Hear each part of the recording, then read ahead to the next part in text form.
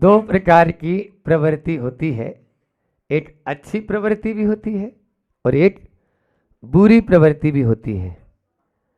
एक अच्छी आदत भी होती है और एक बुरी आदत भी होती है। आज बात एच की करना है और H for habit. Habit, habit यानी आदत। और आदत एक बार पड़ जाए ना, सुन रहे हो छोट जी, तो फिर निकलती नहीं। हाँ, चाहे वो कैसी भी हो, अच्छी आदत डालो, बुरी आदत नहीं। देखो आप हैबिट की स्पेलिंग क्या है भैया, बोलो। HABIT। एच हटा दो, एबिट बचेगा। ए हटा दो, बिट बचेगा। बी हटा दो, इट बचेगा। आई हटा दो, टी बचेगा। बोलो, यानी कुछ न कुछ तो अंश रहेगा ही। बस यही है आदत, यही है आदत। वो जैसे पूंछ होती है ना टेढ़ी, तो टेढ़ी रहती है वो, उसको कितनी उसमें पाइप में डाल के रखो आप, सीधी नहीं होती। इसको बोलते हैं आदत, हैबिट। हैबिट से बचो। चार प्रकार की आदत की बात करते हैं कि फिजिकल हैबिट्स, कुछ शारीरिक आदतें होती है, मेंटल हैबिट्स, इमोशनल हैबिट्स और स्पिरिचुअल हैबिट्स।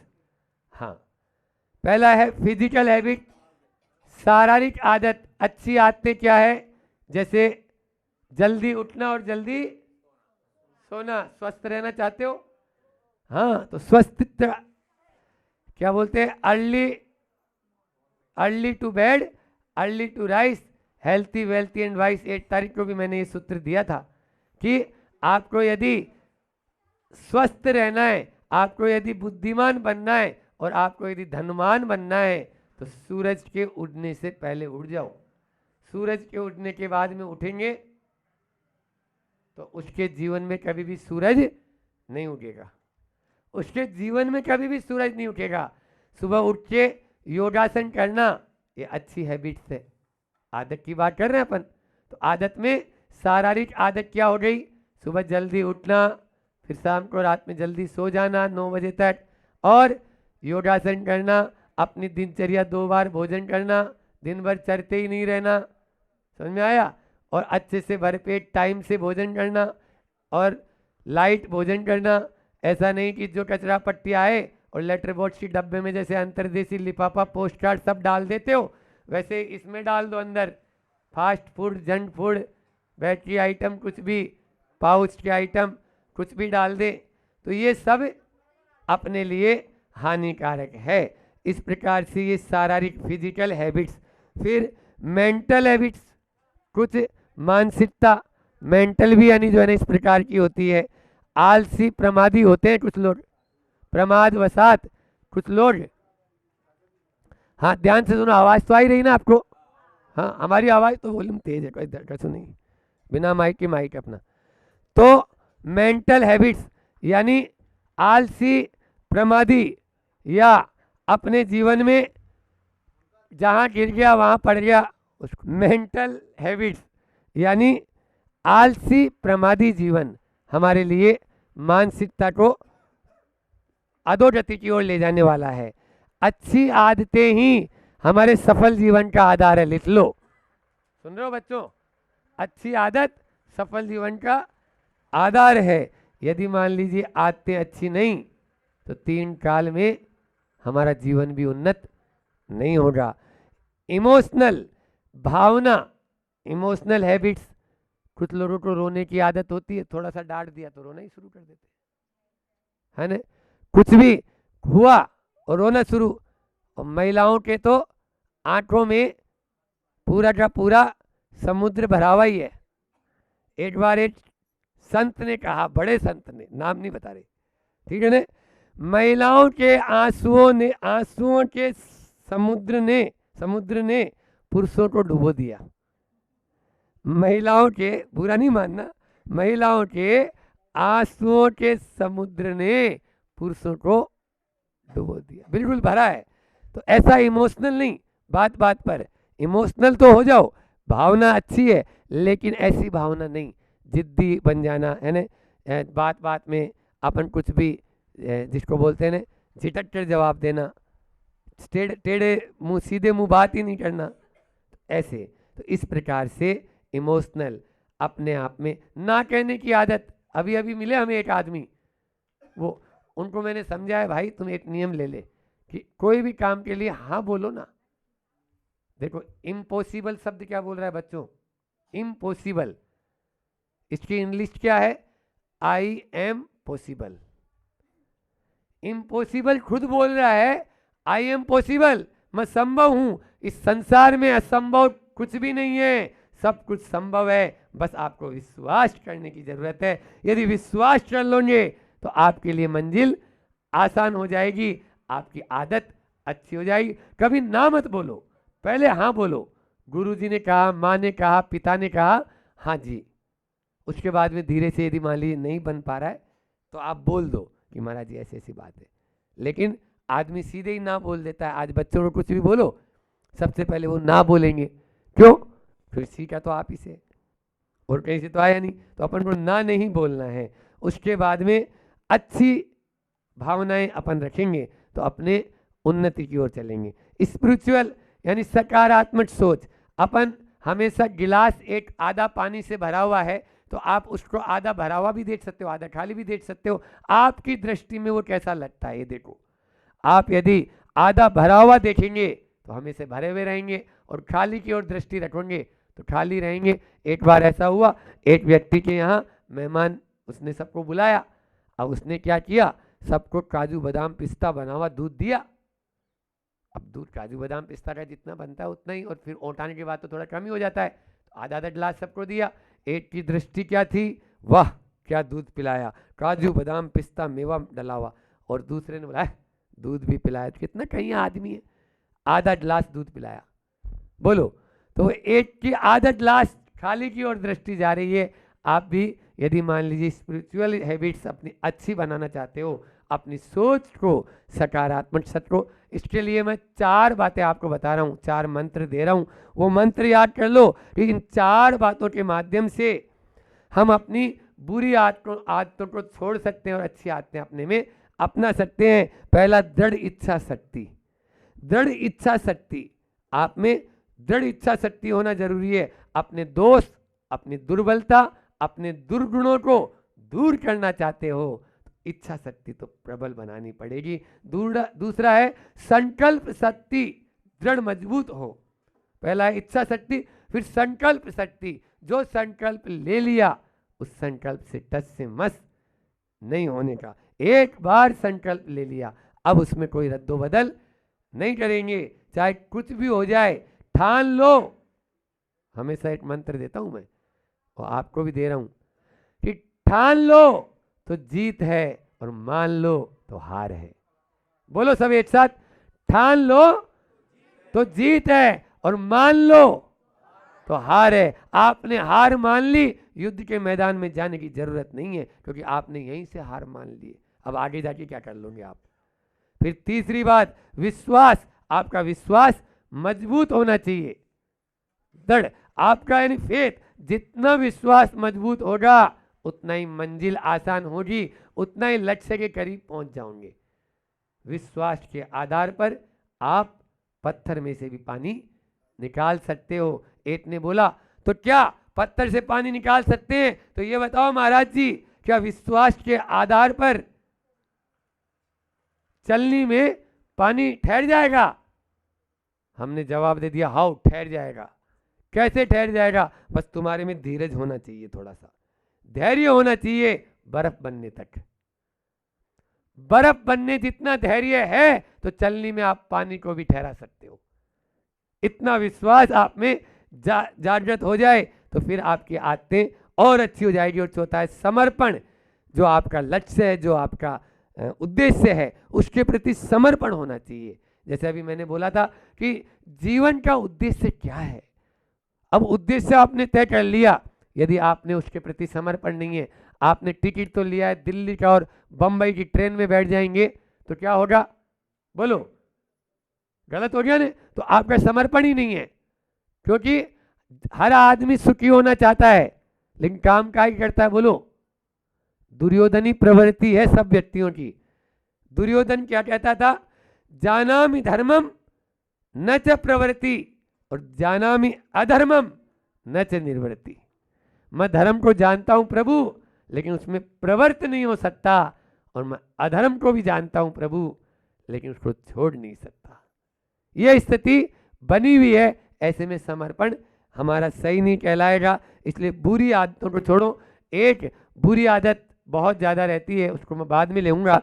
पहले आपको बताएं, पहला लिया H फॉर हैबिट और दूसरा H फॉर हैप्पीनेस, प्रसन्नता। 4 बातें करनी है मुझे अल्प समय में।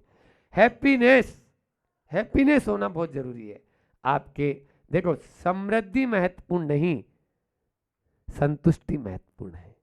आपने कितना कमाया ये महत्वपूर्ण नहीं, लेकिन आपके चेहरे पर यदि प्रसन्नता नहीं है तो कोई काम की नहीं। कल भी मैंने कहा था कि वो समृद्धि क्या काम की जो हमें संतुष्टि न दे सके, वो संपन्नता क्या काम की जो हमें प्रसन्नता न दे सके, जो वो सुविधा क्या काम की जो हमें शांति न दे सके, और वो उपलब्धि क्या काम की जो हमें उदार न बना सके। वो उपलब्धि या अनुकूलता क्या काम थी कि जो हमें उदार न बना सके। इस प्रकार से हमारे पास में प्रसन्नता, हम तो कहते हैं रिचनेस नहीं, हैप्पीनेस चाहिए। रिचनेस यानी धनवान, धनवान नहीं, हैप्पीनेस होना जरूरी है। हमारी खुशी सब चीज़ों पर निर्भर करती है, लेकिन क्या करें, आजकल बाहरी चीज़ों पर निर्भर करती है, और हमारी खुशी हमारे ऊपर नहीं, दूसरे के दुख पर निर्भर करती है।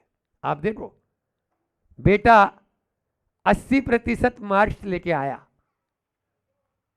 माता ने, पिताजी ने पूछा, क्यों बेटा क्लास में टॉपर कितने प्रतिशत गया? बोले मैं ही तो टॉपर हूं, 80% से ज्यादा किसी की नहीं है। वाह शाबाश मेरे बेटे, तुमने बहुत अच्छे नंबर लेके आया। बेटा दूसरा 90% नंबर लेके आया। अब पूछा माता पिता ने, क्यों बेटा टॉपर कितने प्रतिशत आया? पिताजी 98%, 98% टॉपर था। बेटा 8% नंबर कम लाया ना, 90% लेके आया। 80% में वो अच्छा था अभी पहले वाला, लेकिन अब क्या हो गया, टॉपर कितने था? 98%। अब मेरा बेटा खराब हो गया। क्यों? क्योंकि दूसरे का बेटे ने 98%, 98% लेके आ गया। हमारे पास में अच्छा गाड़ी, अच्छा बंगला, अच्छा नौकर चाकर है, लेकिन दूसरे की बिल्डिंग अब ऊंची हो गई, दूसरी गाड़ी हमारे से बढ़िया है।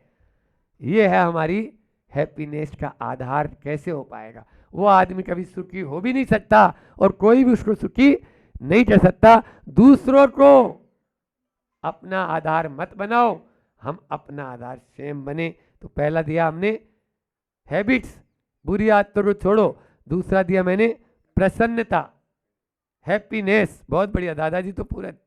और हैप्पीनेस के लिए भी 4 मंत्र हैं। और पहला मंत्र है, जो है जितना है जैसा है जिस स्थिति में है संतुष्ट रहो। जो है जैसा है जितना है जिस स्थिति में है संतुष्ट रहो। वर्तमान में जीना सीखो, वर्तमान में जीना सीखो, भूतकाल में नहीं। जो बीत गई सो बात गई, तकदीर का पीछा, तकदीर का पीछा कौन, तकदीर का सिखवा कौन करे। जो बीत गई सो बात गई, तकदीर का सिखवा कौन करे। जो तीर कमा से निकल गया उस तीर का पीछा कौन करे। जो तीर कमा से निकल गया उस तीर का पीछा कौन करे। जो समझ गया वो गया। वर्तमान में जीना सीखो। प्रतिक्रिया कम से कम करो, प्रतिक्रिया से प्रभावित मत हो। कोई दूसरा प्रतिक्रिया कर रहा है उससे प्रभावित मत हो, और हमें रिएक्शन कम से कम करना है और सब तरफ से सकारात्मक सोचना है। ये 4 मंत्र मैंने हैप्पीनेस के दिए। तीसरा H for Honey, H for Honey. पहला हैबिट, दूसरा हैप्पीनेस। हनी, हनी का मतलब क्या होता है बच्चों? बोलो। मिठाई। हनी का मतलब मिठाई या मधुरता, ठीक है ना। तो मिठाई, आप लोग मिठाई बहुत अच्छी होती है ना। मिठाई कैसे खाते हो? चाव से। और दवाई बचाव से। बोलो, मिठाई खाते हो चाव से और दवाई खाते हो बचाव के लिए बस धर्म करते जाओ चाव से, और अधर्म का काम आए तो वो दवाई की तरह बस हाँ भैया करना पड़ रहा है, चक्की पीसनी पड़ रही है जेल के अंदर, क्या करें चक्की पीस रहे हैं, बस नहीं पीसेंगे तो मार पड़ेगी। इसलिए सांसारिक कार्य आपको करना पड़े, उसमें हानि का काम नहीं, हानि किसमें, धर्म के काम में। फिर उसके बाद में अंतिम हिस्ट्री, इतिहास, अपने इतिहास को याद रखो। बहुत अच्छा है, हमारे गुरु जी आचार्य जो गुरुदेव हैं विद्यासागर जी महाराज जी, वो इतिहास पे बहुत काम कर रहे हैं, और इतिहास आपको लौटाता है। ध्यान से सुन लो बच्चों, क्योंकि आप ही इतिहास है, इनके तो सबके सफ़ेद बाल हो गए इधर, तो ठीक है ना, आप पे इन्वेस्टमेंट करेंगे तो हमारा वेस्ट नहीं होगा, समझ में आ रहा है, और ज़्यादा समय तक चलेगा, तो हम आप लोगों को पकड़ेंगे। तो इतिहास लौटाता है और विज्ञान भटकाता है। आप विज्ञान के चक्कर में मत आओ, इतिहास के पास जाओ। आचार्य श्री जी का एक हाइकू है, पीछे भी देखो पिछलग्गू मत बनो, पीछे भी देखो पिछलग्गू न बनो, पीछे रहोगे। पीछे भी देखो मतलब जो हमारे बाप दादा हुए उनको देखो, उनका क्या इतिहास था, भारत क्या था बोलो, सोने की चिड़िया था या नहीं था। फिर आज उधारा ले लेके क्यों काम कर रहे हो, लोन ले लेके क्यों काम कर रहे हो, बोलो। पिछलग्गू, हम पाश्चात्य संस्कृति के पिछलग्गू बन गए, बस ये देख लिया वो देख लिया, जैसा वो कर रहे हैं वैसा ही, वो फटे कपड़े पहनना शुरू कर दिया, हम भी फटे कपड़े पहन रहे हैं। लड़कियां हाफ पैंट पहन के रोड पे आने लगी, आज आ रहे महिलाएं, बोलो ये क्या है, पिछलग्गू बनना है क्या, नहीं। इतिहास को देखो, हमारा इतिहास क्या था, इतिहास स्वर्णिम था। अरे इतिहास श्रद्धा का काम करता है, और विज्ञान बुद्धि का, इतिहास जो है वो सुई का काम करता है, और विज्ञान कैंची का। सुई जोड़ती है और कैंची, बोलो। तो विज्ञान के पीछे मत पढ़ो साइंस पढ़ने वालों, मैं तो यही कहूंगा इतिहास पढ़ो। इतिहास हमारा भुलाया जा रहा है, छिपाया जा रहा है, पढ़ाया ही नहीं जा रहा है। हमारा इतिहास यदि पढ़ा देंगे, आपको नोट के लिए किसी दूसरे के यहाँ नोट की करने की जरूरत नहीं, क्योंकि आप खुद नोटर रटने लग जाओगे, आप खुद इतने बड़े सेठ बन जाओगे। ये हमारा इतिहास था, इसलिए अपने इतिहास को देखो। लेकिन क्या करें, आज पाश्चात्य संस्कृति के द्वारा हम उधर ही बहते चले जा रहे हैं। ध्यान रखना, सूरज जब पश्चिम में जाता है तो डूबता ही है, आप भी डूब जाएंगे। इसलिए पश्चिम की संस्कृति को मत देखो, अपने स्वयं के इतिहास को देखो, जो बहुत बड़ा। एक बात जो मैंने बोला था अभी कि आदत को हम कैसे यानी अपनी सुधारें, और एक सबसे बड़ी बुरी आदत जिसको छोड़ना बहुत जरूरी है, आज का सोशल मीडिया। समझ आया, सोशल मीडिया के माध्यम से जो नहीं देखना है वो देख रहा है, घंटों बर्बाद हो रहे हैं, चाहे व्हाट्सएप हो, चाहे फेसबुक हो, चाहे चैटिंग हो, चाहे आपका इंटरनेट हो, चाहे आपका ये इंस्टाग्राम, और क्या बोलते हैं आपके बहुत सारी चीज चल, ट्विटर, अब क्या क्या चलने लगे हैं, ये सब इनके माध्यम से हमारा पूरा का पूरा समय बर्बाद हो जाता है। और वो चीज़ इसमें परोसी जा रही है जिसका हमारे रियल लाइफ से कोई नाता नहीं है, कोई नाता नहीं है। इसलिए इन चीज़ों को छोड़ो, और बार बार देखते हैं इस प्रकार से यह सोशल जो लाइफ है इसमें भी हम बचें। और ये सोशल हैबिट्स हमारी बहुत बुरी पड़ गई। एक बार यदि पॉर्न फिल्म आदि जो होती है, या जो अश्लील चित्र आदि होते हैं, वो मैंने पढ़ा था कि ये 2.5 साल पहले का आंकड़ा बता रहा हूँ, 2.5 साल पहले का आंकड़ा है कि 2.5 वर्ष की उम्र का बालक, कितनी उम्र बोलो ना, 2.5 साल का बालक 2 लाख मतलब अश्लील चित्र देख चुका होता है, और 25,000 रेप के चित्र वो देख चुका है 2.5 साल की उम्र में, बलात्कार के 25,000 रेप के चित्र, और 2 लाख चित्र वो 2.5 साल की उम्र में देख चुका है। किस जमाने की बात कर रहे हो, ये है सोशल हैबिट्स। सुन रहे हो नहीं सुन रहे हो, छोटे छोटे बच्चों के हाथों में मोबाइल, एंड्रॉइड मोबाइल दे रहे हैं, पेट से ही वो सीख के आ रहा है, पेट से ही सीख के आ रहा है। इन आदतों को बाज आना है, तभी हम हैप्पीनेस, प्रसन्नता और हनी, अपने जीवन में मिठास और अपने इतिहास को याद रख पाएंगे। अच्छी आदतों को अपने जीवन में अपनाएं और बुरी आदतों को छोड़ें, तभी हमारा जीवन कल्याण में होगा। आप सबका आज ये नीम गुड़, इस गांव का नाम क्या है? नीम गुड़। हाँ, अच्छा नाम है। नीम भी बहुत गुणकारी है और गुड़ भी गुणकारी है। हाँ, दोनों अच्छे हैं। बस नीम खाओ कोई बीमारी नहीं होगी, और गुड़ खाओ शक्कर को मार दो टक्कर। हाँ, शक्कर तो जहर है और गुड़ अमृत है। और नीम तो कहना ही क्या है, अनेकों गुण है। चाहे वो हड्डी को मजबूत करने वाला, चाहे दांतों की सफाई करने वाला हो, चाहे स्किन डिजीज के लिए सुबह मैंने बहुत सारा बता दिया था, उसके विषय में नहीं बता रहा हूँ। तो नीम गुड़ वालों को बहुत बहुत आशीर्वाद है। इसी भावना के साथ में मैं अपनी वाणी को विराम देता हूँ कि हमारा जीवन भी इन बुरी आदतों से बचे और अच्छी आदतें लगे और हम अपने जीवन को तीर्थंकरों के समान कल्याणकारी करें। बोलिए अहिंसा परमो धर्म की। आचार्य गुरुवर विद्यासागर जी महामुनि। एक बच्चा था, वो टॉफ़ी की दुकान पर पहुंचा और दुकानदार भी कह रहा है टॉफ़ी ले लो, माँ भी कह रही टॉफ़ी ले लो, पर वो नहीं ले रहा है। और बाद में फिर हुआ, उस दुकानदार ने मुट्ठा भर के टॉफ़ी दे दी और जेब भर दिए। तो माँ ने कहा जब बोल रहा था लेता क्यों नहीं है? बोले माँ मुझे मालूम था वो तो देंगे, मैं लेता तो कितनी आती, 1 2 3 4, लेकिन उनने दी तो कितनी सारी आ गई। इसी प्रकार से हम भी भगवान से क्या मांग रहे हैं, क्या इच्छा प्रकट कर रहे हैं, उस बच्चे की जगह हम भी समझदार हो जाएंगे और भगवान से कुछ मांगेंगे नहीं तो शायद भगवान हमें बहुत कुछ ज़्यादा दे सकता है। इससे बात प्रारंभ करी थी और मन के ऊपर अपनी बात चल रही थी कि मन आप क्या चाहते हो, क्या पाना चाहते हो। मन के माध्यम से तो हमने यही बात करी थी, ये मन जो है ये बड़ा ख़राब है।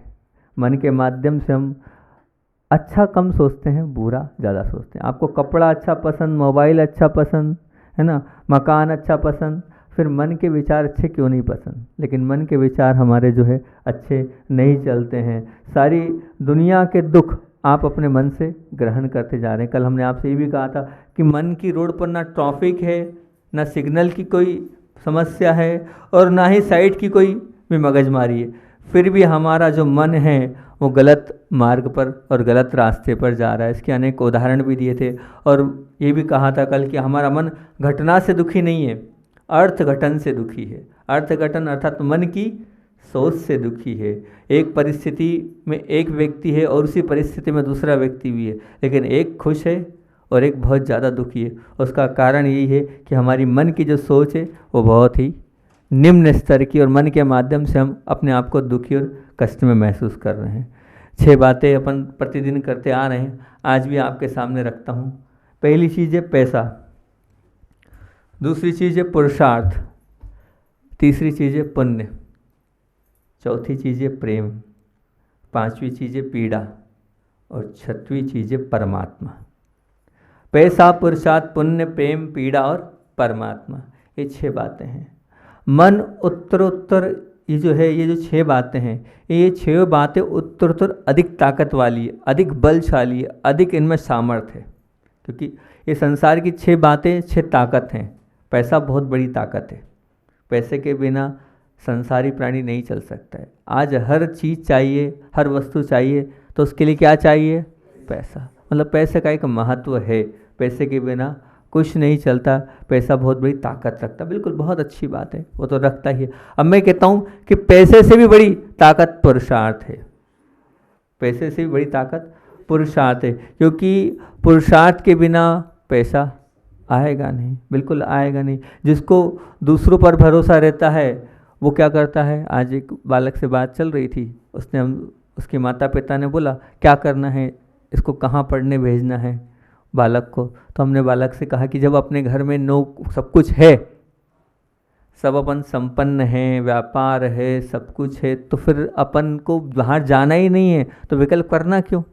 क्योंकि अब बाहर जाता है तो क्या होता है, स्पष्ट बात है, जो बाहर जा रहे हैं नौकरी के चक्कर में, वो ना तो वहाँ धर्म पल रहा है, ना वहाँ पर हम परिवार के से मिल पा रहे हैं, वात्सल्य प्रेम स्नेह भरा पा रहे हैं, और ना ही हमारे संस्कार बच रहे हैं, नहीं आपस का प्रेम हो पा रहा है, सब दूर होता जा रहा है। कारण क्या है? क्योंकि अब आपने उनको पढ़ा लिया है अब पढ़ाने के बाद सब कुछ होने के बावजूद अब वो जाएगा तो सही, क्योंकि उसकी इच्छाएं हैं कि आपने मुझे पढ़ाया है, अब पढ़ाया है तो क्या करूँ मैं ऐसे ही थोड़ी हूँ, अब मैं नौकरी करूँगा और फिर मैं पूना, बेंगलोर, बम्बई रहूँगा और सब कुछ छूटता चला जाएगा, वहाँ सब कुछ छूटता चला जाएगा। इसलिए जब जिस रास्ते जाना ही नहीं तो उस रास्ते भिजवा क्यों रहे हो आप?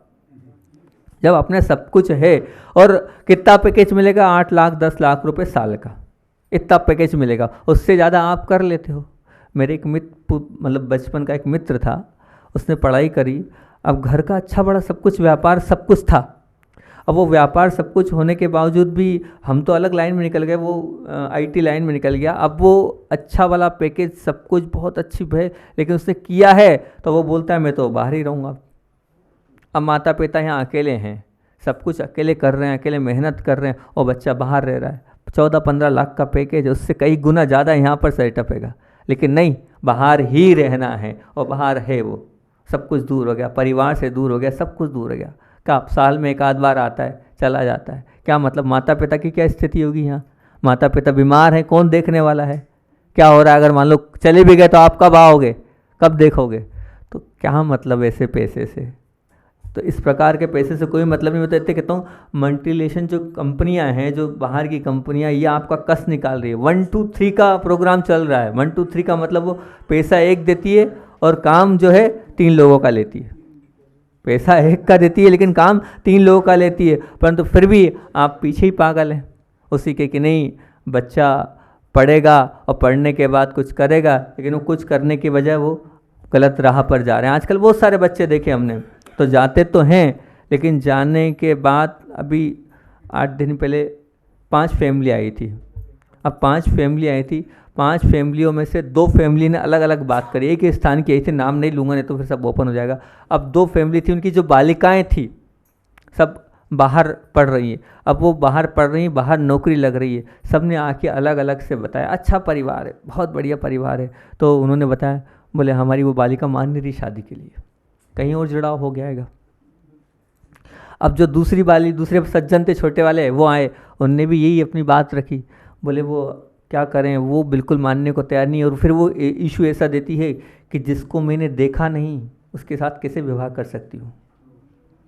बोले जिसको मैंने देखा नहीं उसके साथ मैं मेरी ज़िंदगी कैसे निकाल सकती हूँ। आप लोग कह तो रहे भली वो जैन नहीं है तो क्या हुआ, लेकिन मैंने उसको देखा है, वो मेरे साथ काम करता है, मेरे साथ रह रहा है, मैंने उसको शुरू से देखा है, तो बस मेरा उसके साथ मन मिल रहा है, तो बस तो फिर वो तो क्या है, धर्म तो अपने अंदर से पालना है, वो भी पालेगा, बिल्कुल अहिंसा धर्म है, वो भी पालेगा, वो जैन बन जाएगा। जरूरी थोड़ी कि जैन कुल से होना चाहिए। इशू ऐसे दे रहे हैं वो बच्चे आजकल के।